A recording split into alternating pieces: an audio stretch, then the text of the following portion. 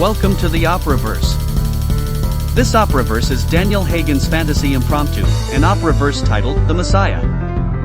It was Daniel Hagen's fantasy that one day he would train himself to become a composer, and now, 30 years later, compared to Mozart or Bach, he thinks of himself as a novice and aspiring composer, but compared to someone who doesn't think of themselves as a composer or musician, they would probably acknowledge that the mountain of works created are often very involved and complex.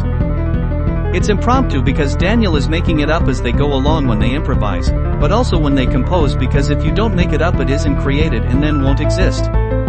They also improvise when they think about the show or shows conceptually, or when they are in conversation, as well as other situations.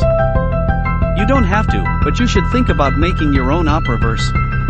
I encourage you to think about operaverses as Venn diagrams, in that multiple operaverses can exist and they can be independent or may include overlap, or they don't have to be independent, and one can be generated by or controlled by the other.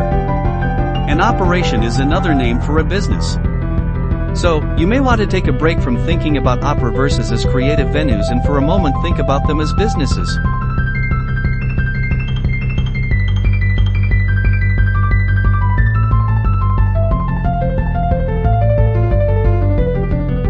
Daniel Hagen at Daniel Webster Hagen on YouTube has a folder titled Daniel Hagen's Fantasy Impromptu, an operaverse titled The Messiah, and this is a collection of pieces that is interesting in itself, but actually is designed for Daniel to showcase and preserve pieces and potential pieces that may stand on their own or be used in current or later works.